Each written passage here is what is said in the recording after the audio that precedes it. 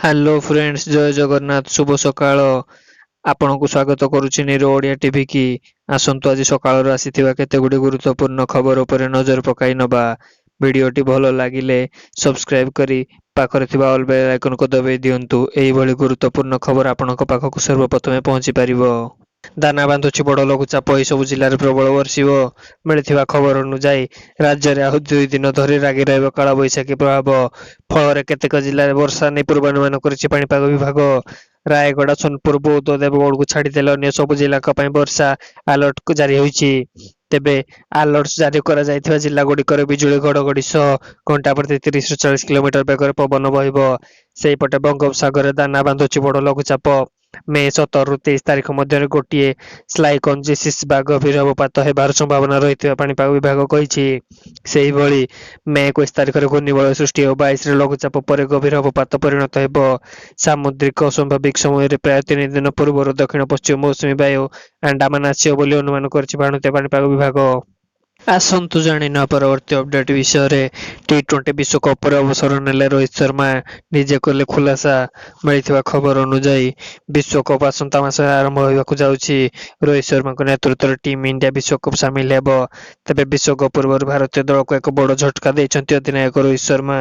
ଆଇସିସିରେ ଏହି ଏକ mega event ପରେ ରୋହିତ ଶର୍ମା ସନ୍ନ୍ୟାସ ନେବାର ଚର୍ଚ୍ଚା ଜୋର ଧରିଛି।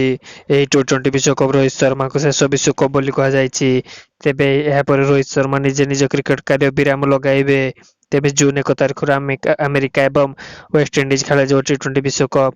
ଏହି ମେଗା ଇଭେଣ୍ଟରେ ଭାରତ ପୁଣି ଥରେ ବିଶ୍ୱ ବିଜେତା ହେବା ପାଇଁ ଦାବି ପାଲଟିଛି। ଲଗାତାର ଦ୍ୱିତୀୟ ଥର ଟିମ୍ ଇଣ୍ଡିଆ ଚମ୍ପିଆନ କରିବାର ଲକ୍ଷ୍ୟରେ ଟି-20 ବିଶ୍ୱକପ୍ ମଇଦାନକୁ ଓହ୍ଲାଇବେ ରୋହିତ ଶର୍ମା। ତେବେ ବିଶ୍ୱକପ୍ ପରେ ରୋହିତ ନିଜର ସନ୍ନ୍ୟାସ ଯୋଜନାକୁ ନେଇ ଖୁଲାସା କରିଛନ୍ତି।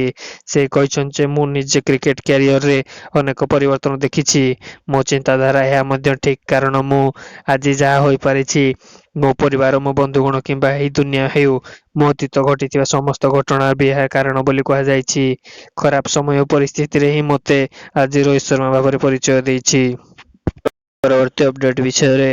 ମୁଖ୍ୟମନ୍ତ୍ରୀ ବଡ଼ ବଡ଼ ମହାବାତ୍ୟା ଦେଖିଛନ୍ତି, ବିଜେପି ନେତାଙ୍କ ହାୱା କିଛି ଫରକ ପକାଇବନି କାର୍ତ୍ତିକେୟ ପାଣ୍ଡିଆନ।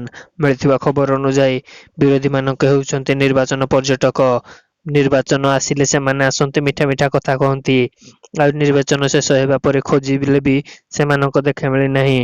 ନିର୍ବାଚନ ପର୍ଯ୍ୟଟକ କିଏ ଆଉ ଓଡ଼ିଶାବାସୀ ପାଇଁ 24 ଘଣ୍ଟା କାମ କରୁଛି କିଏ ତାହା ଓଡ଼ିଶାବାସୀ ଜାଣନ୍ତି। ରାଜ୍ୟରେ ଶେଷ ହୋଇଥିବା ପର୍ଯ୍ୟନ୍ତ ନିର୍ବାଚନର 23ଟି ବିଧାନସଭା ଆସନରୁ ବିଜେଡି 24ଟି ଆସନ ବିଜୟ ଲାଭ କରିବା ସହ ଅନ୍ୟ 3ଟି ପର୍ଯ୍ୟାୟରେ ନିର୍ବାଚନ ମଧ୍ୟ ବିଜେଡି ବାଜିମାତ କରିବ।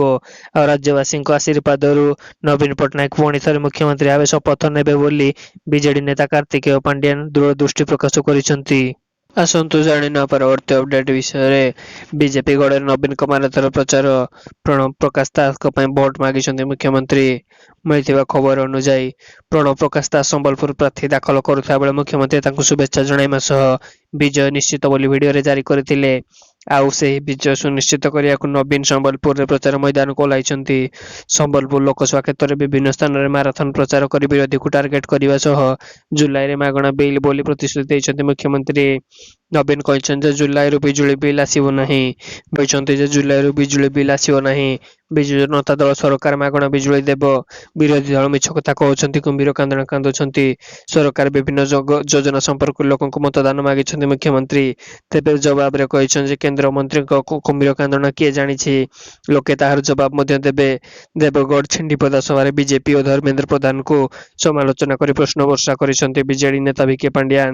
ପାଣ୍ଡିଆନ କହିଲେ ଯେ ଏଲପିଜି ସିଲିଣ୍ଡର ଦର ବୃଦ୍ଧି ମାଆମାନଙ୍କ ଆଖିରେ ଲୁହ ବର୍ଷାଇ ଦେଇଛି। ଏଲପିଜି ଓ ପେଟ୍ରୋଲ ଦର କେବେ କମିବ ବୋଲି ମଞ୍ଚରୁ ପ୍ରଶ୍ନ କରିଛନ୍ତି ଭିକେ ପାଣ୍ଡିଆନ। ଧର୍ମେନ୍ଦ୍ର ପ୍ରତିଥର ଦସ୍ତଖତ ମାଆମାନଙ୍କୁ କନ୍ଦାଇଛି ବୋଲି କହିଛନ୍ତି ମୁଖ୍ୟମନ୍ତ୍ରୀ। ଜୁନ୍ 9 ତାରିଖରେ ନବୀନ ପୁଣି ମୁଖ୍ୟମନ୍ତ୍ରୀ ହେବେ ବୋଲି ଦମ୍ଭୋଧି ସହ ପ୍ରକାଶ କରିଛନ୍ତି ପାଣ୍ଡିଆନ। ନବୀନ ପଟ୍ଟନାୟକ ଦାୟିତ୍ୱ ନେବା ପରେ ପ୍ରଥମେ 3ଟି ଦରଖାସ୍ତ କରିବେ। ଆସନ୍ତୁ ଜାଣିନେବା ପରବର୍ତ୍ତୀ ଅପଡେଟ୍ ବିଷୟରେ। ଦୁର୍ବଳ ହେଉଛି ପୃଥିବୀର ଚୁମ୍ବକୀୟ କ୍ଷେତ୍ର, ବଦଳୁଛି ମେରୁ, ବିପଦ ସଂକେତ। ମିଳିଥିବା ଖବର ଅନୁଯାୟୀ ଚୁମ୍ବକୀୟ କ୍ଷେତ୍ରରେ ମଣିଷ, ପଶୁପକ୍ଷୀ ଓ ସମୁଦ୍ର ଜୀବଜନ୍ତୁ ପାଇଁ ନାଭିକ୍ ସଂସ୍ଥାକୁ ସକ୍ଷମ କରିଥାଏ। ଏହା ସାହାଯ୍ୟରେ ଆମେ ଦୂରତ୍ୱ ଧାର୍ଯ୍ୟ କରିଥାଉ। କିନ୍ତୁ ଉତ୍ତର ଓ ଦକ୍ଷିଣ ମେରୁ ସହିତ ପୃଥିବୀର ଚୁମ୍ବକୀୟ କ୍ଷେତ୍ର ସ୍ଥିର ନାହିଁ। ଏହିଭଳି ସ୍ଥିତିରେ ଏହା ଏକ ବିପଦଜନକ କଥା, କାରଣ ଆମ ପୃଥିବୀ ପାଇଁ ଏକ ଚୁମ୍ବକୀୟ କ୍ଷେତ୍ର ରହିବା ଅତ୍ୟନ୍ତ ଜରୁରୀ। ପୃଥିବୀରେ ଜୀବନ, ବାୟୁମଣ୍ଡଳ ସଞ୍ଚାର ଏବଂ ପ୍ରଯୁକ୍ତିବିଦ୍ୟା ପାଇଁ ଏହା ଅତ୍ୟନ୍ତ ଆବଶ୍ୟକ। ଭୌଗୋଳିକ ଧ୍ରୁବ ନିକଟରେ ଅବସ୍ଥିତ ପୃଥିବୀର ଚୁମ୍ବକୀୟ କ୍ଷେତ୍ର ମେରୁ ଆଉ ଆମ ଗ୍ରହର ଜୀବନ ପାଇଁ ଅତ୍ୟନ୍ତ ଜରୁରୀ। ଏହା ସୌର ବିକିରଣ ଠାରୁ ରକ୍ଷା କରିଥାଏ। ଗୋଟିଏ ବାକ୍ୟରେ କହିବାକୁ ଗଲେ ଏହା ଗ୍ରହକୁ ରହିବାର ଯୋଗ୍ୟ କରିଥାଏ। ଆସନ୍ତୁ ଜାଣିନେବା ପରବର୍ତ୍ତୀ ଅପଡେଟ୍ ବିଷୟରେ। ଓଡ଼ିଶା ଆସିଛନ୍ତି ଅମିତ ଶାହା, ଜେପି ନଡ୍ଡା ଓ ରାହୁଲ ଗାନ୍ଧୀ। ଭୁବନେଶ୍ୱର ସୁଭଦ୍ରା ଯୋଜନାର କାର୍ଯ୍ୟକ୍ରମ ଯୋଗଦେବେ ଜେପି ନଡ୍ଡା। ବଲାଙ୍ଗୀରରେ ଶକ୍ତି ପ୍ରଦର୍ଶନ କରିବେ ରାହୁଲ। ମିଳିଥିବା ଖବର ଅନୁଯାୟୀ ଗତକାଲି ଓଡ଼ିଶା ଆସିଛନ୍ତି ଗୃହମନ୍ତ୍ରୀ ଅମିତ ଶାହା। ଦିନ 12ଟାରେ ଭୁବନେଶ୍ୱର ବିମାନ ବନ୍ଦରରେ ପହଞ୍ଚିଥିଲେ ଶାହା। ସେଠାରୁ ସ୍ୱତନ୍ତ୍ର ବିମାନ ଯୋଗେ ଗଞ୍ଜାମର ସୋରଡା ଯାଇଥିଲେ। ସୋରଡାରେ ଆସ୍କା ସଂସଦୀୟ କ୍ଷେତ୍ର ପାଇଁ ପ୍ରଚାର କରିଥିଲେ। କଟକରେ ବି ରୋଡ୍ ଶୋ କରିଥିଲେ ଅମିତ ଶାହା। ସେଥିପାଇଁ ରାଜ୍ୟ ବିଜେପି ପକ୍ଷରୁ ମଧ୍ୟ ସବୁ ପ୍ରସ୍ତୁତି ଶେଷ ହୋଇଯାଇଥିଲା। ସେହିପରି ବିଜେପି ରାଷ୍ଟ୍ରୀୟ ଅଧ୍ୟକ୍ଷ ଜେପି ନଡ୍ଡା ମଧ୍ୟ ଭୁବନେଶ୍ୱର ଆସିଛନ୍ତି। ସେ ଭୁବନେଶ୍ୱରରେ ଆୟୋଜିତ ସୁଭଦ୍ରା ଯୋଜନା କାର୍ଯ୍ୟକ୍ରମରେ ମଧ୍ୟ ଯୋଗ ଦେଇଛନ୍ତି। ସେହିପରି ଲୋକସଭା ବାଚସ୍ପତି ଓମ୍ ବିର୍ଲା ସକାଳ 10:30ରେ ବିଜେପିର କର୍ମକର୍ତ୍ତାର ବୈଠକରେ ମଧ୍ୟ ଯୋଗ ଦେଇଥିଲେ। ଗତକାଲି ସନ୍ଧ୍ୟାରେ ସମ୍ବଲପୁର ବିଜୟ ସଂକଳ୍ପ ସମାରୋହରେ ଯୋଗ ଦେଇଥିଲେ ଓମ୍ ବିର୍ଲା। ସେହିପରି କଂଗ୍ରେସର ମନୋବଳ ବଢାଇବା ପାଇଁ ରାହୁଲ ଗାନ୍ଧୀ ମଧ୍ୟ ଓଡ଼ିଶାରେ ଆସିଛନ୍ତି ଓ ବଲାଙ୍ଗୀର ନିର୍ବାଚନ ସଭାକୁ ଯାଇ ସମ୍ବୋଧନ କରିଛନ୍ତି ରାହୁଲ। ଦିନ 11ଟାରେ ଭୁବନେଶ୍ୱର ବିମାନ ବନ୍ଦରରେ ପହଞ୍ଚିଥିଲେ ରାହୁଲ। ଏହାପରେ ସିଧାସଳଖ ବଲାଙ୍ଗୀର ଅଭିମୁଖେ ଯାତ୍ରା କରିଥିଲେ। 45 ମିନିଟ୍ ଧରି ସଭାରେ ରହିଥିଲେ ରାହୁଲ। ରାହୁଲଙ୍କ ଗସ୍ତକୁ ନେଇ କଂଗ୍ରେସ ନେତା ଜୋରଦାର ମଧ୍ୟ ପ୍ରସ୍ତୁତି କରିଛନ୍ତି।